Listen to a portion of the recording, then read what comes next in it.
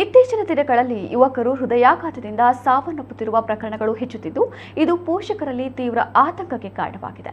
ಆರೋಗ್ಯಕರವಾಗಿದ್ದರೂ ಯುವಕರಲ್ಲಿ ಹೃದಯಾಘಾತದ ಪ್ರಮಾಣ ಏರಿಕೆಯಾಗುತ್ತಿರುವುದು ಕಳವಳಕಾರಿಯಾಗಿದೆ.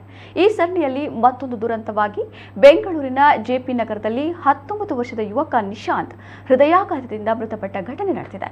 ಹಾಸನ ಜಿಲ್ಲೆಯ ಹೊಳೆನರಸೀಪುರದ ನಿವಾಸಿಯಾಗಿದ್ದ ನಿಶಾಂತ್ ಗೌಡ ಕಳೆದ 15 ದಿನಗಳ ಹಿಂದೆಯಷ್ಟೇ ಬೆಂಗಳೂರಿಗೆ ಬಂದಿದ್ದರು. ಜೆಪಿ ನಗರದ ಒಂದು ಪಿಜಿಯಲ್ಲಿ ವಾಸವಾಗಿದ್ದ ನಿಶಾಂತ್ ಡಿಪ್ಲೊಮೊ ಪದವಿಯನ್ನ ಪೂರೈಸಿ ಅಪ್ರೆಂಟಿಸ್ ಆಗಿ ಕೆಲಸಕ್ಕೆ ಸೇರಿದರು. ಜೊತೆಗೆ ಫುಡ್ ಡೆಲಿವರಿ ಕೆಲಸವನ್ನೂ ಮಾಡ್ತಾ ಇದ್ರು. ಘಟನೆಯ ದಿನ ರಾತ್ರಿ ಸ್ನೇಹಿತರೊಂದಿಗೆ ಮಾತನಾಡುವ ವೇಳೆ ಎದೆ ನೋವಿನ ಕುರಿತು ತಿಳಿಸಿ ಮಲಗಿದ್ದ ಯುವಕ. ಆದರೆ ಬೆಳಗ್ಗೆ ಸ್ನೇಹಿತರು ಎಂದಿನಂತೆ ಎದ್ದೇಳದ ನಿಶಾಂತ್ನನ್ನ ಗಮನಿಸಿ ನೋಡಿದಾಗ ಅದಾಗಲೇ ಆತ ಮೃತಪಟ್ಟಿದ್ದಾನೆ. ಘಟನೆಯ ಕುರಿತು ಮಾಹಿತಿ ಪಡೆದ ಜೆಪಿ ನಗರ ಪೊಲೀಸರು ಸ್ಥಳಕ್ಕೆ ಭೇಟಿ ನೀಡಿ ಪರಿಶೀಲನೆ ನಡೆಸಿದ್ದಾರೆ.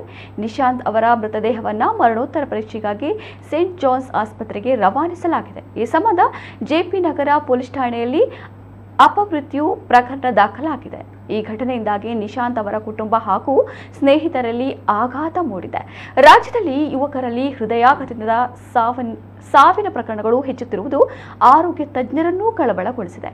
ಒತ್ತಡ, ಜೀವನ ಶೈಲಿ ಬದಲಾವಣೆ ಮತ್ತು ಆರೋಗ್ಯ ತಪಾಸಣೆಯ ಕೊರತೆ ಇದಕ್ಕೆ ಕಾರಣವಿರಬಹುದು ಎಂದು ತಜ್ಞರು ಅಭಿಪ್ರಾಯಪಡ್ತಾ ಇದ್ದಾರೆ.